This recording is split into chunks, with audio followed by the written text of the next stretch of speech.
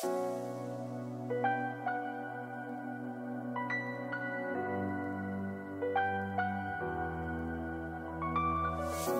you, everyone, for tuning into Alchemy Answers episode 20. 20, the big 2-0. I remember when I turned 20 years old, and Alchemy Answers is a lot more beautiful and hunky than I was at that point. So I refuse to believe that. I absolutely refuse. I've seen your body. You are a hunk, sir. Well, thank you, and thank you to our viewers for tuning in for yet another episode. We got some great questions from our patrons. Thank you to our patrons for supporting us and being the primary questions that we're going to be answering. But as we only have a few of them so far, we will definitely be taking some questions from chat today as well. And without further ado, let's get into the first question. Okay. Let's see. Lots of discussion going on in here. Best way to deal with buffed Nakes and Ursa. We answered that last week, so I guess they would start here. So Sir Snipes a lot asks, question, as an offlaner in the mid game, how do you coordinate aggressive plays when the rest of your team is only focused on farming? That's a relatively general question, so I'm going to give you basically a lot of answers for that, but sometimes you just are dealt some cards in a game and you have to deal with that. If your team is absolutely refusing to fight, then as an offlaner, you can still do a job and still be aggressive, and essentially like use your life to make space, which will also get you farm, but you'll allow your team to play that like farming play style. Basically, like I would say that if your team is just farming, you can still win the game, because I've been playing a lot on a Smurf recently because my internet's pretty bad. So I'm just like, all right, I don't want to lose too much MMR on my main. We'll get into that's a whole other bag of worms. We'll get into that later, can of worms, whatever. But essentially, like if you have a team that's farming and they're farming, or whatever happens, like eventually a fight will occur between both teams and everybody will be there. Like chances are that will happen. So if you are giving them space to farm, and you just are the reason that your team, when that fight does occur, your team has more farm than them because of you, then like you're winning the game as an offlaner. So I would say that it's not like an inherently negative thing that your team is doing that, or at least you can view it as something that's not like inherently negative. However, I would say that like in terms of coordinating aggressive plays, you don't need a lot of heroes. Like for instance, if your team is splitting up to farm, then what that's going to do, if they're farming creep waves, which is a better version of farming, basically that's going to force the enemy team to split up as well. And then you can coordinate an aggressive play either alone or with one of your teammates and kill an enemy in like a specific location. Let's say your team is split pushing in all the lanes, so the enemy team splits up, and then you just go to like the bot lane and go for a gank there. You know that that's just going to be one or two heroes down there because they have to split up to deal with your team pushing in all of the other waves. So essentially, like, you can do aggressive plays with less heroes, and then once the enemy team is dead, people will be a lot more likely to group up for like a tower push, and then the game state changes from kind of that farming state to your team is actually in an area. It's kind of like Donnie said in the last week's replay review session, Spirit Breaker. Like, he puts a target on somebody, and when the enemy team is dead and there's a tower, like that kind of puts a tower available like for free. That basically puts a target on the tower, and even like a bunch of idiots will group up and push if it's a free push, because everybody wants to win Dota. Even if they're farming, they'll like group up and push. So I don't know. Like I said, lots of answers to like kind of a general question. What do you think, Donnie? Yeah, I think that what you said is all definitely true. I had a fairly similar realization to this earlier today when I was playing, just that generally when you go into a game, you have like a tempo that you want to play. And let's say, for example, that you pick a hero like Huskar or Razor, who's a very up-tempo hero, and you want to be like being aggressive and taking early towers and taking early fights and playing around that style. But what if your team just all gets a Midas? Like, what can you do at that point? Are you just going to say, all right, guys, let's take a fight, even though you have literally no items and no HP and, nothing other than a Midas? Most people will probably do that because it's just natural to just want to take a fight, because that's what you do. You just take a fight. and then you fight again, and then you fight again, you fight again, and then eventually the game ends. And that's like the general experience in most pubs. But just because you have an idea of how the tempo of the game is supposed to go doesn't mean that all of your teammates are going to agree, and they're going to do their own thing. And so a lot of the time, you have to just kind of do a job that's available to you that may not be the main job that you want to be doing, but at least you're doing some job that's important.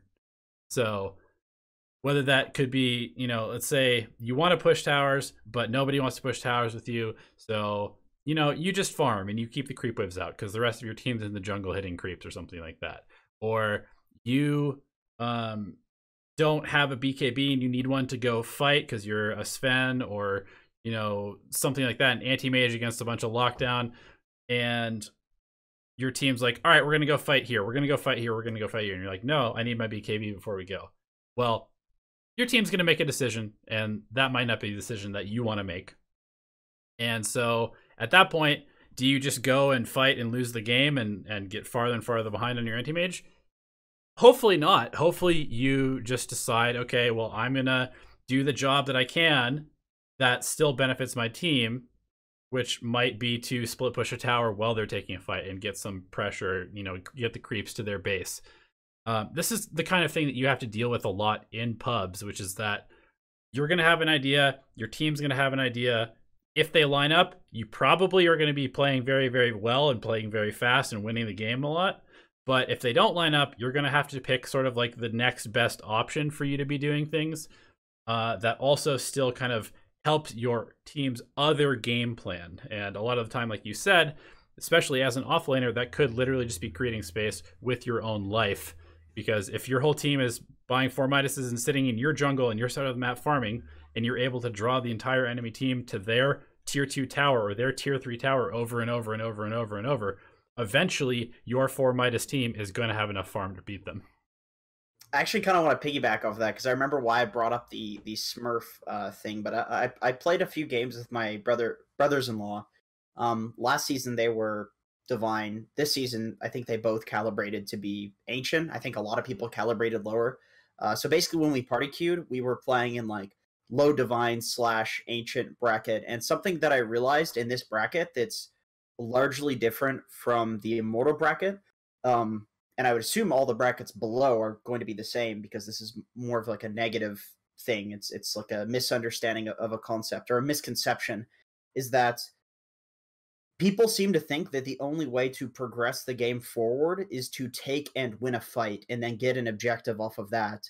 But you can actually get objectives or fight when you're behind or progress the game forward in many different ways by just splitting the map and essentially farming. It's just that it's not the farming that's important. Your team might think that that's important because they're anti-mages and begging for their next item, etc. But it's more so that the enemy team has to split up to deal with you, and you could get a tower in that time where they're dealing with your team on the opposing side of the map. Like, you could essentially use your team as a distraction. And the reason that I brought up the Smurf again is because there was a liking game that I played recently where essentially we couldn't fight the enemy team. They had some like Tidehunter, super farmed Razor, these heroes that essentially like would just obliterate us in a team fight. So I ended the game with almost no kills because the only time that I was going for a kill was when one person would come to deal with me.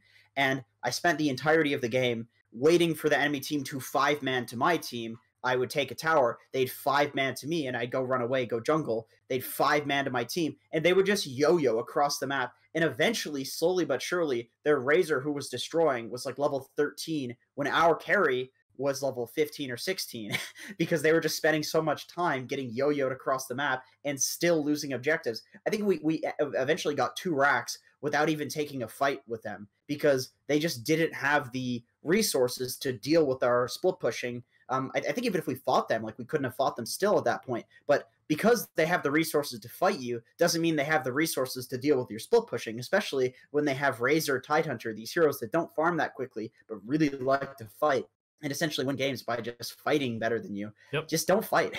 Yeah. You don't have to fight, and you can push the game forward in like a lot of other ways as well. Yep, exactly. I don't have anything else to add, so let's go on to the next question.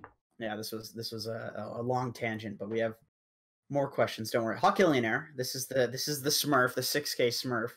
Um, says during the laning phase, how do you prioritize who to gank slash shut down? Mid, their safe lane carry, or to protect slash harass your own safe lane? Essentially, who gets priority, or how do you work out who has the priority? Please answer broadly across all examples. Then he gives an example, but essentially, like, okay, I've thought about this a lot recently, just because It's Donnie a and I make so many. very complicated question, to be It's a honest. very complicated question, but for me in particular, like I feel like I have a pretty specific opinion of like how the game should be played, because of course Donnie and I like make videos about it, so I feel like I've written it down. It's kind of like writing it down gives you a more solidified opinion on it, where you actually know, like, okay, this is what I think and this is why I think this, and it's not just impulse or mix and match of these different ideas that I've learned. But essentially I was thinking, like, there's still so much to it that there are lessons that I remember learning like 2 years ago or 1 year ago, where it's like, oh fuck, this is a problem for me now, or this is a problem for this person that I'm watching their replay review.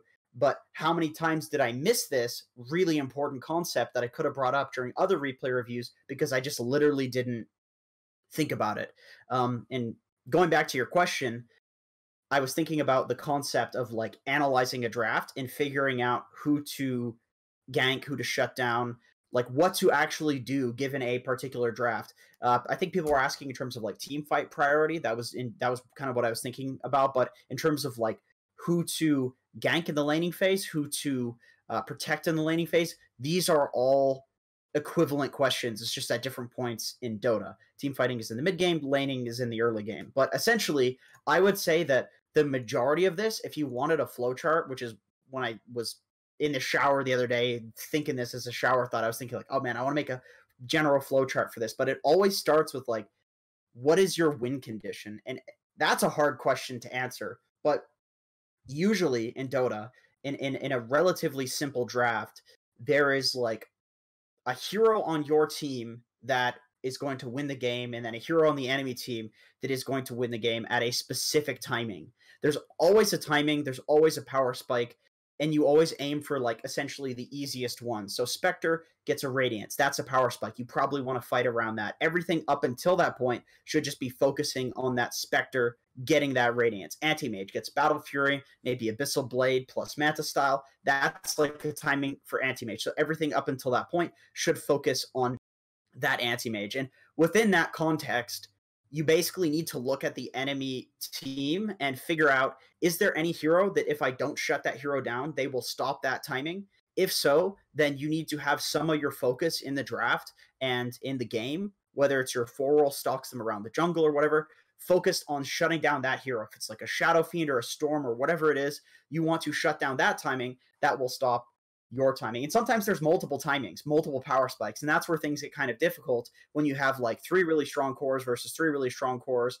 It's kind of like you basically hope to go late, eventually take a Roshan and then high ground. But then there's still a particular way that your heroes are going to want to play the map. For instance, Terrorblade likes to sit in the enemy jungle and send illusions down a lane until he outfarms everybody. You take a fight where the enemy team is essentially running away, he comes in with meta, kills 3 people, you take racks.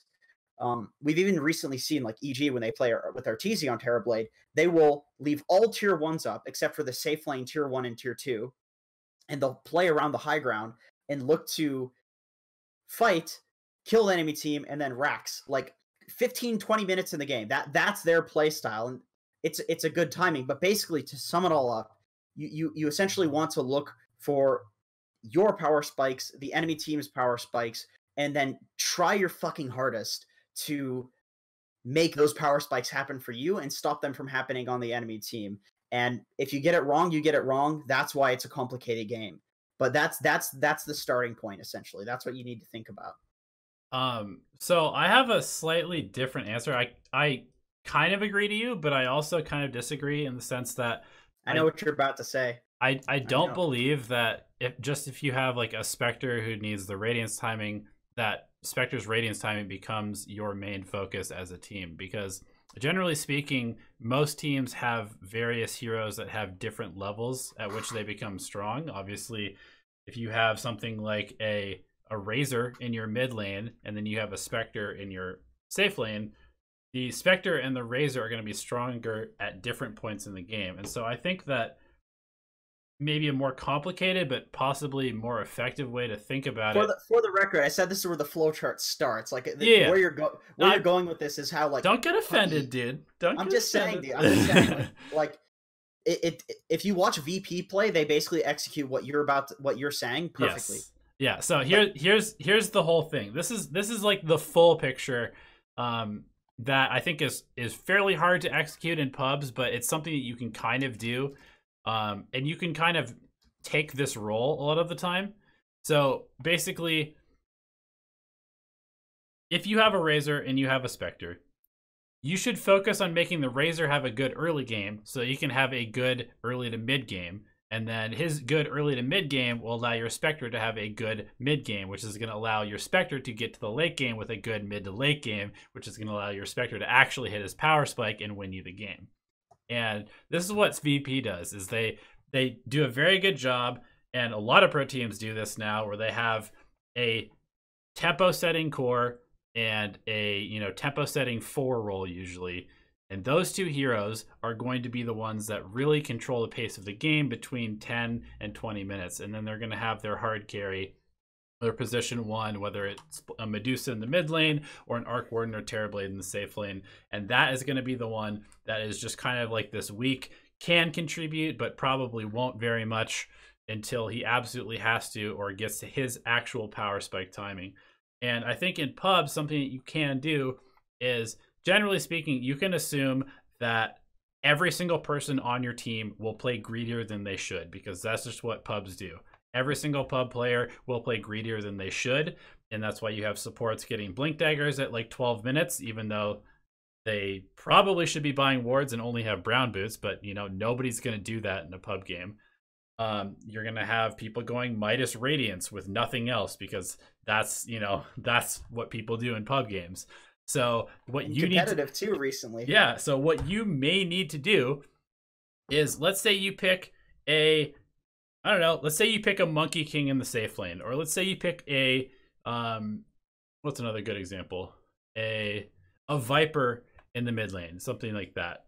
And you are a hero. Let's go with the Monkey King example. So you're Monkey King in the safe lane. You have a reasonably good lane. It's not the best lane. You're not like completely snowballing, but you have a pretty good lane. A lot of people are probably just going to go Battle Fury because they're the safe lane. They want to get farm. They're just going to, do that farming thing where they play their own solo game hitting creeps and then eventually come back to the fight and win in the late game. But if their whole team, it kind of goes back to what I was saying earlier with the intentionality thing, goes back to, okay, the rest of their team is playing greedy. Their Earthshaker is just farming his Blink Dagger instead of actually ganking with Fissure. He doesn't think he can do anything without a Blink Dagger. The Lion, who's the position 5, is farming the jungle and trying to get his Blink Dagger because he feels like he can't do anything without a Blink Dagger. Now, you're a Monkey King who is the position 1. You're supposed to be the late game insurance policy. You're supposed to be the carry. But if you go Battle Fury right now, you're going to get absolutely run over. So you have to go something else. You have to go like Phase Boots, Echo Saber, Shadow Blade, BKB, that kind of stuff, and play a less greedy, more tempo setting style of carry, and just accept that while you are the quote-unquote position 1, you're not actually a real position 1, because if you do play a real position 1, you guys are going to lose the game.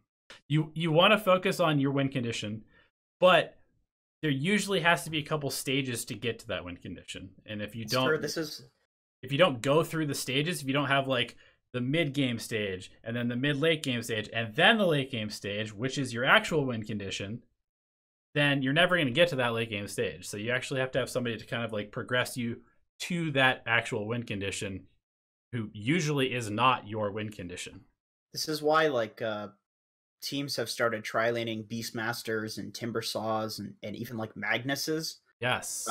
It's because I have to say, one person that was like super ahead of the curve on this concept, like this is not an old concept. This is like a relatively new thing to like sacrifice a hard carry and then have them come back in the mid game, and instead of it's just because like generally it's a lot easier to support that early tempo controlling hero because they're better in the early game. Yeah. So they'll have as much as, but they'll do more in the mid game, which it essentially just equates to more farm eventually for the carry than if you were to support the carry in the early game.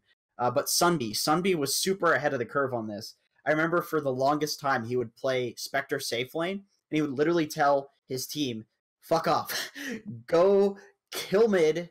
This was when ganking mid was really good. Go do lane the off lane, like do whatever you can to just win all the other lanes, overwhelm people with this weird strategy, and then he'll just be fine.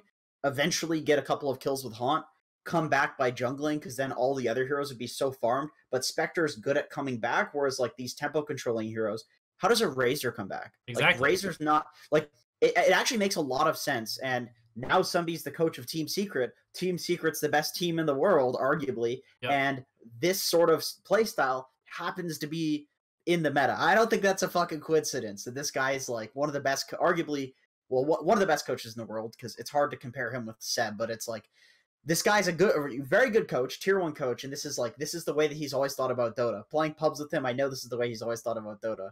So yeah, it is a lot more complicated to think about it that way, and you're still technically speaking or thinking about the Spectre's Radiance timing. It's just you're doing it in a less intuitive way. But Spectre still technically with this playstyle should be stronger earlier on into the game. Like, right, because like even if you, or the whole team, I should say, the whole team will essentially be stronger, but Spectre will still get strong and still have a timing where they win the game. It basically just gives you like a smoother path to victory, as opposed to like having to hit this one hard timing where you're going to win the game. Like if you have a Spectre and you have an Axe in the off lane, and you could win the safe lane, but your Spectre's still going to be contested. He's still going to miss last hits because there's going to be people harassing him. He's still not going to do as much as an Axe. Yeah, and like even 15 minutes in, your Spectre's going to have like, if he's lucky, a relic, and that's not going to do anything. But if you can give your Axe a good 12 minutes, he's going to have a blink dagger, and he's going to be able to kill anybody on the map, which is going to. You can leave him alone, and then you can either support the Spectre can get farm, or Spectre can buy a fucking Midas, and you run around with this super powerful Axe. Spectre farms her whole jungle. Like, yep, yeah.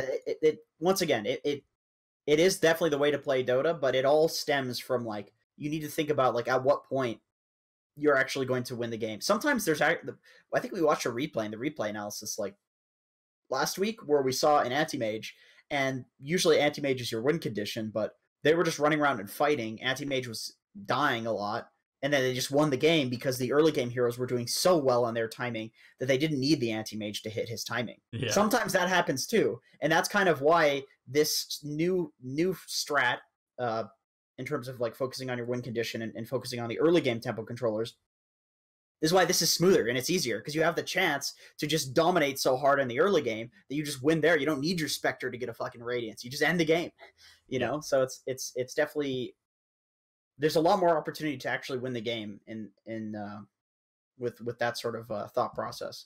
Anyway, that's why it's really nice to have like a Huskar and then like some hard carry like a Luna, or I like love that shit. Something like that where it's like, okay, we can probably just win the game at 18 minutes, or if we don't, we have like something that's going to win the game at 40. Right. It's like when there's like a Brood plus Huskar plus Timbersaw. It's like, have fun dealing with all of these fucking heroes, man. Yeah. You know? But then it's great to have like one of these late game, Slark or something. So if you do go late, you don't just lose the game because you have no late game carry. Like your Slark will still be huge. That's why it's always frustrating in pubs. Like I played a Huskar game the other day where we were just destroying in the early game. And I'm pretty sure that the Slark that I had was an account buyer, because I looked at his profile and it was just all rank ups and 90% win rates with Huskar and stuff like that. But basically we destroyed them in the early game, took all of their towers, and then we got to the late game somehow because we kind of fucked up. And the Slark was super farmed, but he was running into fights and dying without like pressing BKB or pressing ultimate. It's like, well, I mean, those are fuck ups and those happen. I totally get that. But it's very unfortunate that the guy that's supposed to be absolutely a monster at that point of the game isn't, just because of these mechanical misplays in crucial fights. Yep. You know what I mean? Sometimes that happens. It's really rough. But like late game as like a Huskar, there's a lot less that you can do because it's like you have this early game timing, and you hit that, And sometimes you hit that timing just to make space for these other heroes. And but that's pubs. Those games are bound to happen. Okay, so RFX. Follow-up question to the same question that we just answered. In what circumstances is it to adjust to a trilane? For example, when should we match trilane with trilane? When should we stay 2-1-2? And when should we create our own trilane versus their solo laner? God, these are relatively complicated questions. Yeah, it's like competitive questions that would basically never apply to your pubs. But I know why he's asking is because he's playing in like the Reddit Dota 2 league or something like that with a squad. So he is really thinking more deeply about team play, which doesn't apply to a whole lot of people usually, but it is definitely something that we can address. These are like complicated captain questions, but I would say that generally, like, when it comes to playing in these leagues and playing competitively, and when you should adjust to have certain lane matchups, you should trust your teammates. Like, if your team says, I don't want to lane, if your teammate says, I don't want to lane against this hero, I won't have a game. Or if your team says, I will fucking obliterate this hero, give me a lane against it. And then your other core that would be swapping lanes with that person says, yeah, I'll do fine in this scenario. That's when you swap the lanes. Like, it's really hard to look at a draft and then look at the enemy draft and be like, here's the perfect lane matchup. You know, it's more like the people that play the heroes that are going to be laning need to be the ones that understand if they can completely destroy a lane. Like, for instance, I was playing with Complexity Death the other day, and they picked Lifestealer versus his Batrider. I was Ursa as a support, and I just essentially followed around the Lifestealer, and he followed around the other hero that he picked in order to, I think it was like a Terrorblade or something. He wanted to lane against that. And we kept swapping that, and he kept saying, TP. This guy TP'd, we TP. And I think they ended up feeding couriers at like 7 minutes into the game because they couldn't handle the lanes. That's when you want to swap the lanes, essentially, when either there's an opportunity for the enemy team to get a lane matchup where they have like 3 winning lanes, or when there's an opportunity for you to have like 3 winning lanes or 2 super winning lanes, where like you have a Bat versus a Terrorblade, which is a completely destructive matchup. Terrorblade feeds every time. But in order to know these matchups, like, you're not going to be able to know that as a captain. You need to trust your cores to make those decisions, where it's like, I'm a Batrider player. I know that Batrider fucking annihilates Terrorblade. Maybe you don't because you're not an offlane player, but I know that, and you need to trust me when I make that decision. And if I get that wrong, that's on me. Essentially, like in competitive, I think that's how most captains do it. Like, we can see in like the True Sight, Kuroki asks like Miracle what he wants to play, and he's just like, give me this. You know, give me this. And he just trusts him. He just gives it to him because it's like, it's essentially understood that just in that game, he knows that that hero is going to do really well because that's his role. That's his job to know that. So yeah, definitely there is some weight. There is quite a bit of weight placed on the player's like feel of the lane. As far as like when to tri lane, when not to tri lane, I mean, that's kind of tough to differentiate just because like it's still kind of hard to tell whether tri lanes are like really that good at this point. You know, dual lanes are still very popular. I think if you want a tri lane, it's probably because kind of what we were saying in that last sort of like tempo controlling thing. It's because you really want to just get a specific hero off to a very fast start and put a lot of pressure on a specific hero. And then if you can't get that matchup, then you just don't tri lane.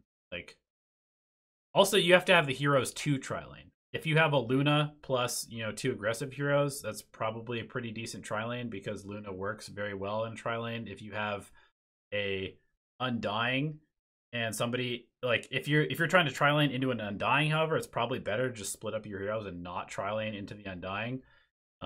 If you have it, it's just so like game by game basis. I don't really know like the best way to answer when to tri-lane. It's pretty hard. That's why I would just say it's like within the jurisdiction of the cores. Like, if you have somebody who's really confident on a hero and they're just like, oh my god, if they tri-lane us, we'll fucking destroy them. Just trust that person. If they get it wrong, call them an idiot. Like, that's the only, like, I would say you just, if there's a specific lane in the game that you can completely obliterate based on doing that lane, then just adjust the other lanes to suit that lane situation. Yeah. Otherwise, you don't just arbitrarily like swap the lanes. You just if they want to tri lane you, let them tri lane you. If you know that your safe lane is like a good safe lane, you'll get farm but like you just want to do the swaps with a purpose. If you really feel like just something is incredibly good, then go with that. Yep. Essentially. Okay. Every team that I've ever played on, it's always been in the jurisdiction of like the cores, because they're the ones that need to have the good game to carry in like the mid game. Okay, so some quick questions from chat. What's the answer to Lifestealer in this patch? I would say stuff like Ursa, Terrorblade. Ursa's so good. Yeah. Terrorblade's also very good. Weaver's really good. I think that Sven is reasonably good because he does a lot of heavy physical burst. PA is reasonably good. My personal opinion on this Lifestealer hero is that like the only reason that he feels so good right now in the patch is because people have not adjusted their picks. Yeah, I agree. To destroy him. Like the amount of times that I'm just like a Necrophos versus, and this is including myself because I'm kind of playing. Well, number one, I was playing on a Smurf last week, so in Immortal games, I've been getting kind of fucked by people that are counter picking me. But then also like I'll pick like Batrider because that's a pick that I would pick in the last patch, and then some guy's a Lifestealer or Jug, and it's like, oh fuck, I can't do anything versus him. Why am I not just picking Ursa every game? Yeah. Like there are certain heroes in this patch that, given the subset of heroes that people are picking, there's almost never a bad Ursa game because people are still picking the same stuff from like the previous patch plus like 2 or 3 heroes. So I think that's a huge issue with like my own. I lost a bunch of calibration games on my main. I think that was a big issue with it. Was I was picking a lot of stuff that was like not taking into account the current strong carries. I was thinking about. I really don't think Lifestealer is that good of a hero still. Like he got an okay buff to his movement speed, and that's about it. He's still the same hero that like really struggles to farm quickly. Doesn't contribute a whole lot in fights outside of like a Nake's bomb. Dude, if you send that cocksucker to the jungle, we're demonetized because I just said that. But if you send him to the jungle, he does nothing. Like he jungles so slowly compared to a Terrorblade or something like that. His attack speed is so garbage and just like it's terrible. Yeah, everything about that hero is actually pretty slow paced, and so the fact that he's winning is literally just because people are still picking like these really tanky aura heavy people that are like, let me just eat you because I'm a Lifestealer, you know? Right. It's like you pick Lifestealer versus Centaur versus Batrider versus Magnus. Hell, even versus like a Necrophos. These heroes don't shit on Lifestealer when there is shitting on capacity there in this game. Like, I don't think Weaver got that much of a buff in the patch, but if Lifestealer, Ursa, and Sven are strong, then so is Weaver because he's so mobile. He's so annoying for them to try to catch. Like, the meta should definitely shift where these heroes are going to be considered broken even though they didn't really get buffed just because they destroy Lifestealer. That's why I think Ursa's really good too. Like Ursa's really good against Sven, really good against Lifestealer, basically just good against a lot of the stuff that people are picking in this patch. If people are still picking like PL, maybe Ursa's not that great because Ursa's okay against PL, but you get what I'm saying. People are picking like illusion heavy heroes, or if people are picking more Weavers, or if Ricky was like a carry people were picking, or any of these mobile heroes, Ursa wouldn't be as good. Yep. But the thing is, with almost every carry that's in the game, like Ursa can run them down. Yep. So if you are struggling with Lifestealer, pick an Ursa, run it as support, just run at that guy. He'll have such a terrible game. Weaver too, run it as support. You just need one hero to make that hero's life hell, and he feels so much less useful. Yep. Okay. Proton Gelu says, a normal player that hasn't played any MOBA before Dota 2, after how much time of playing could he achieve 6k MMR? The answer to that is there's really no way to like give you an actual timeline. It totally depends on your practice habits, your talent. What was the from what to what? From nothing to 6k. Nothing to 6k. I would say like 5 years of 4 to 5 years of being a pretty good practicer, a good learner. Yeah, you have to be a very, very good like assimilator of knowledge. And you have to go into every single game you play with intention to learn and not just like to play Dota. You have to like study replays, study mechanics. There's a lot of work that goes into actually getting to 6k. You don't just like play Dota and eventually get there. I think like yesterday somebody was asking me about like one-on-one coaching and basically said, hey, I'm 3.6k MMR.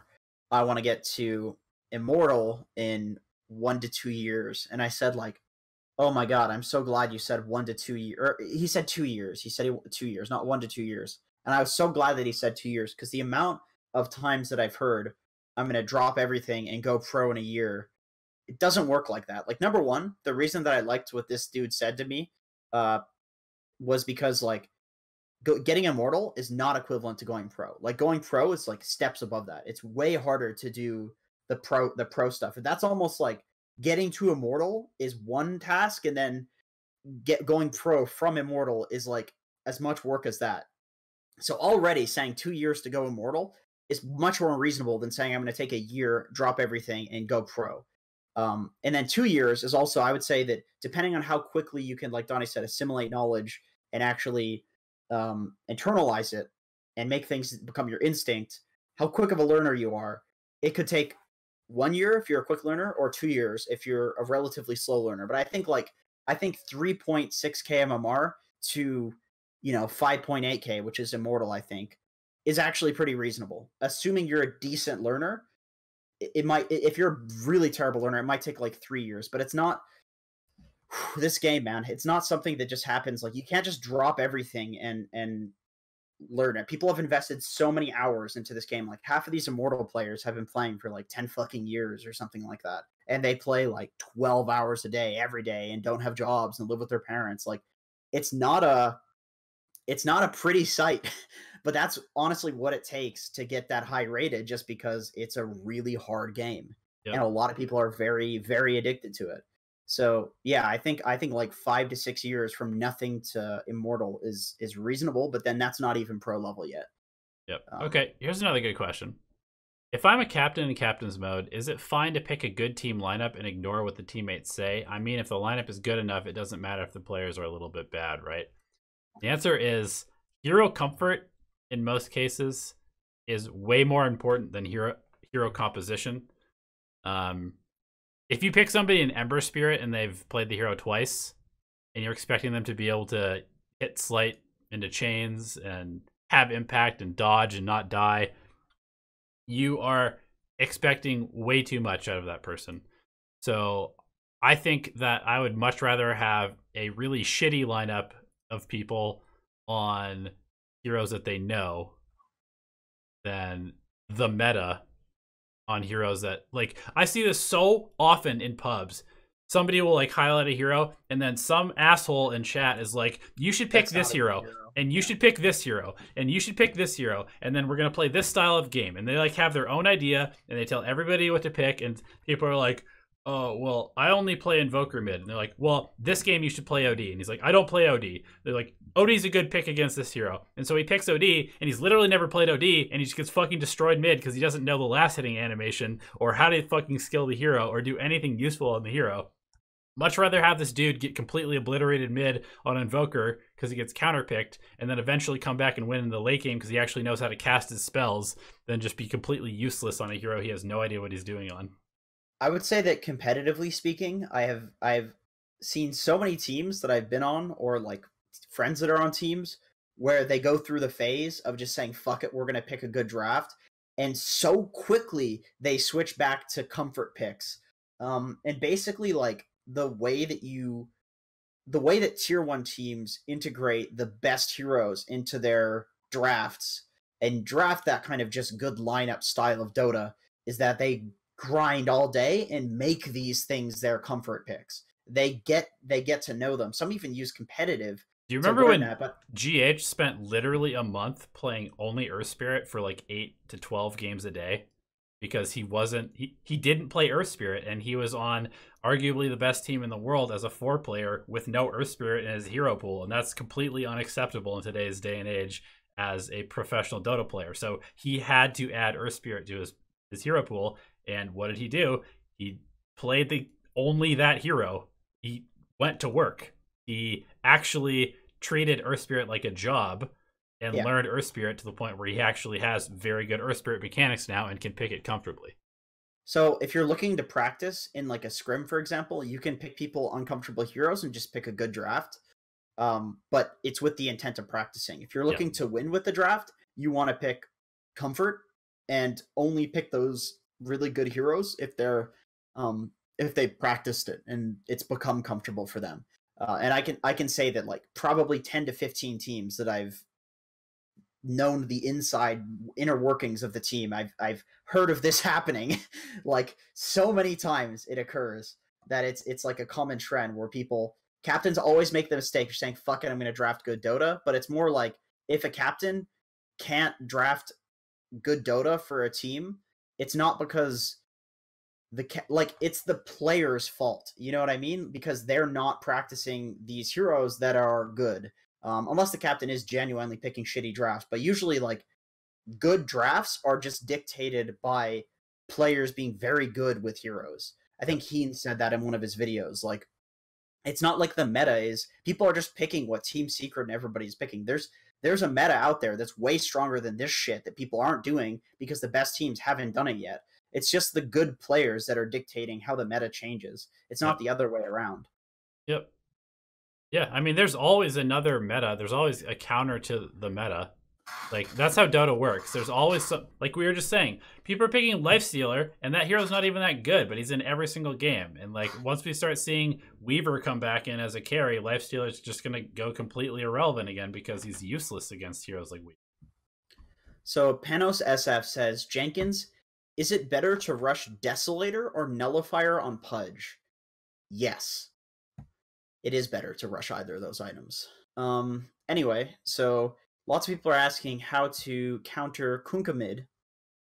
I would say that you want some sort of like persistent damage against Kunkka. The biggest issue with that piece of shit Captain Admiral cocksucker right now is that he's so tanky. He's so incredibly hard to kill that you need some sort of like long-lasting damage, like Death Prophet with the Spirit Siphon, Necrophos with the Heartstopper, or a Razor because you can drain Kunkka's damage and just keep hunting him down and hitting him. Like you can't just pick some normal mid laner against Kunkka and expect to own like some Tinker or some Pugna or OD. These heroes don't really do much in terms of killing him. That seems to me like what the biggest issue with Kunkka is that he can get so much out of a game because not only is he really effective in terms of team fights and damage, it's like all of these things are true, and he can build the same items and just feel unkillable with that boat buff. So he makes so much space, and it's so much harder dealing with like a hero that's doing a ton of damage in the mid game, like a core hero, when they haven't died at all. And Kunkka just never dies. So I think in general, like in a draft, you want some sort of hero that kills Kunkka, and basically burst doesn't work.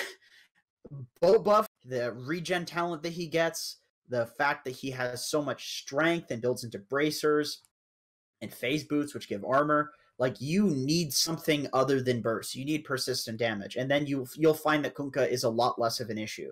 I bet Phoenix is pretty good against Kunkka in that regard, just because. Well, I think because Kunkka doesn't have very good attack speed. Like, I mean, granted he goes BKB, but he's also a very high HP pool, and Phoenix has Sunray. I don't know. Phoenix is definitely like you would rather have a Phoenix on your team than something that doesn't do what Phoenix does. I wouldn't say it's like a hard counter as like something like a Necrophos. Necrophos loves playing against Kunkka, where Phoenix is good against Kunkka. I'd say you would probably want two Phoenix-esque heroes like that are as good as Phoenix against Kunkka, and then you're good. You don't need to worry about Kunkka because it's really hard dealing with like a Lifestealer or Kunkka. They're in the exact same category, in my opinion, where like they feel like this uncounterable piece of shit hero, but only because they're not countered. Only because what they're doing in the game is not dealt with. If there's no way of piercing Lifestealer's BKB or kiting him or doing damage to him through the BKB, yes, he feels like a monster. But the problem is not that he's that good, it's that people aren't picking shit to deal with it. And I think Kunkka is within the same category right now. OD and these mid heroes, they don't deal with him well because they just do burst. Actually, OD's pretty good against Kunkka. OD's pretty good against Kunkka. So that wasn't a great example, but not really with the Astro build so much. But because Kunkka can just push the. But anyway, that's getting into like. But also, you can and stuff like that. You can go stuff that has innate regen as well, like stuff like DK, Lycan, these heroes that can't really be pushed out of lane by right. Counter it by doing exactly the same thing that Kunkka basically does. Right. Yeah, Yeah, That's an option. just make it so he can't just force you out of lane by just having more HP than you and cleaving you constantly. Right, and then you're essentially doing the same thing as him in the game, where you're this tanky core that's never dying. Feels like such a problem for the enemy team. They have to invest so much into killing you. Yeah, that's an option. I would say like your ideal situation is like if you have a guy that's doing that as well, like a DK mid, and then you have some hero on a side lane that can kill Kunkka in fights, like a Bat Rider, you're Gucci. That hero, it's not going to feel like a hero. The problem is entire drafts lack something to eventually kill Kunkka. Timbersaw, very similar in my opinion. Like, if you have a Bat Rider on your team, it doesn't matter if he lanes against the Timbersaw. Timbersaw is killable at some point in the game. The problem is when he's unkillable. Yep. All right, here's the last question I wanted to cover, because I think this is a good one to end on. Just Be Humble Motivation says, I'm stuck at 5.2K. How do I get to 6K? I stopped university for that, and I'm still stuck here aiming to pro.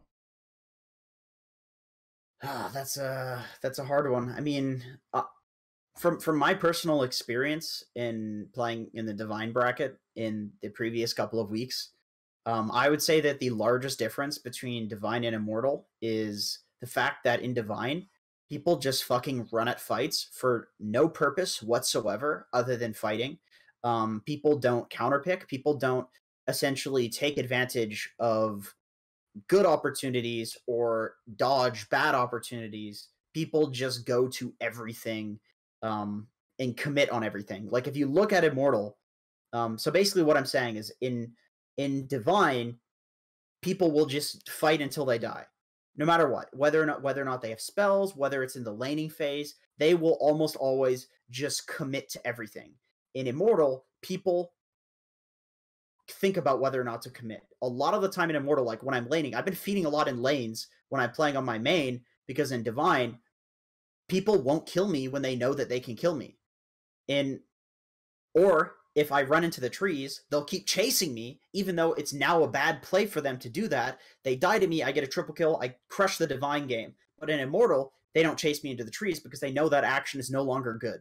Like, essentially, I would say that the biggest difference between those two brackets is that in Immortal, people will cancel actions. They won't just commit to some shit because it's happening. They will think about, like, what is the purpose for doing that, and they'll constantly think about it, and they'll like sacrifice their team dying, whether it's in the lanes, whether it's they'll sacrifice Roshan, whether it's they'll sacrifice a fucking barracks. If it's not good, they won't do it in Immortal, or at least they'll be better at like selecting these situations. So that's actually been an adjustment for me playing on my main, is that like I can't just pick Necro in every game because people are picking Jug. They're taking advantage of openings that I'm leaving. So I would basically just recommend start not showing up to fights that are bad. Don't show up to them. If the enemy team has a bad hero that you can counterpick it. Like, take advantage of the things that the enemy team is leaving open to you. And when you have openings, when something looks bad, make sure to do something else. Don't just commit to everything with your team.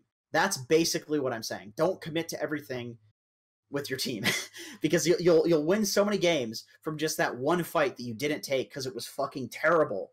And then you're alive, you split push, and then all of a sudden in the late game, you're really strong because you didn't die at all in the early game because your team was fighting and you allowed them to make space for you, and then you could eventually carry. Like, that's how I won. I have like a 95% win rate on that Smurf or something like that. It was because I just thought everybody was like idiots and fighting. And a lot of the time we'd go super late game because for some reason my Slark is fighting without his ultimate, without his BKB, but then I would eventually get a good scythe off on Necrophos because I wasn't dying, I got an Aghanim Scepter, and then I'd win the game. Like not going to an opportunity that is potentially there because it's bad will give you opportunities later in the game. You just have to like accept the loss. It's really important to accept the loss, and that is not something that Divine players do. They do not accept losses. They will fucking commit to everything, no matter what. Yep, and the only things I want to add to that are spend some time figuring out what has allowed you to be a 5.2K player. Is it your picking? Is it your mechanics? Is it your heroes that you play? Is it your strategy? Is it your supporting? Like, whatever it is, figure out what that is. And then once you know that, figure out whether you're using that as a crutch for just keeping you at that MMR. Like, for example, I know that there's a lot of people that play, heroes exclusively, like Meepo or Broodmother or Huskar or something like that, but then they're just not good at any other heroes, or not nearly as good at other heroes. And so they'll try picking, you know, a meta hero, and they'll lose a game, and then they'll lose another game on another meta hero, and then they'll just play Huskar for like 4 games in a row and win all 4 of them. And now they're back to like their MMR that they were before. And so that might be the reason that somebody is at a certain level and then they're plateauing, is because they just simply don't have other options. Another thing might be like, maybe you have really, really good mid and late game strategic thinking. Maybe you are very good at selecting what fights to go to and when to take objectives and when to push, but you're fucking ass at laning, and like your last hitting is terrible and your itemization is terrible. And so while you have very good strategic mind for the game, you need to really brush up on some other very basic stuff. You know, like there's a lot of reasons that you can win games of Dota. Sometimes it's your picks, and sometimes it's your itemization, and sometimes it's your decision making, and you need to figure out what's actually getting you to this MMR, and that's going to allow you to know what's holding you back as well. That is a common situation where you're picking Huskar, gaining a lot because of that, and then you stop doing it, you fall, and you just keep going back and forth. I've seen that a lot, and that happens with me too, where it's like, I'll really care about picks, I'll win a lot, and then I'll all of a sudden start first picking my hero because I don't want people to steal my role. And then it's like, oh man, this is losing me so many games, because now I'm Necrophos versus a fucking Juggernaut who's just spinning on me in lane and killing me. And in every other game that I played when I was climbing, I was Necrophos versus no counters because I would wait to pick it. So it's like a very simple change like that can actually totally fuck you over. And, you know, sometimes things are cyclical in life. Well, always. Life is cyclical. That is just how we are as creatures. We are creatures of habit, and basically, if you're stuck at 5.2k MMR, you're in a cycle, and you need to do something to break that cycle. And that's why in the video about plateauing, I basically talk about you need to do something to get out of your comfort zone. You need to just do anything that you possibly can to introduce change into your life, so that whatever cycle you're in, you're going to make a change, whether it's for better or for worse. You need to make a change, or you'll keep plateauing. And the only way to do that is to break the cycle. The only way to break the cycle is to step out of your comfort zone. I don't know, go sleep naked or something like that. Whatever gets you off. Try shrooms. I shouldn't endorse that. I don't do drugs, but watch your replays. Like, do something other than just grind games all day. You know? Yeah, just do anything different. Even in life, do anything different. Start a band. I don't fucking know. Just something to break the cycle, because you're in a cycle if you're plateauing. You just need to get out of the cycle. That's it. Yep. All right, guys. Thank you so much for watching Alchemy Answers episode 20. The episode will be live on YouTube here in the next day or so. I need to release episode 19 because I forgot to do that, so that'll come out today. And then 20 will probably be out tomorrow or the next day. Yeah, ripping pepperonis. But thank you guys for your questions as always. And just to shamelessly plug it again, if you want your questions answered guaranteed every single week on Tuesday, please support us on Patreon, because that allows us to continue to make all this content, do these streams, and help everybody get better at Dota, including ourselves. So peace out, everybody. Good luck in your games, and we'll see you next time.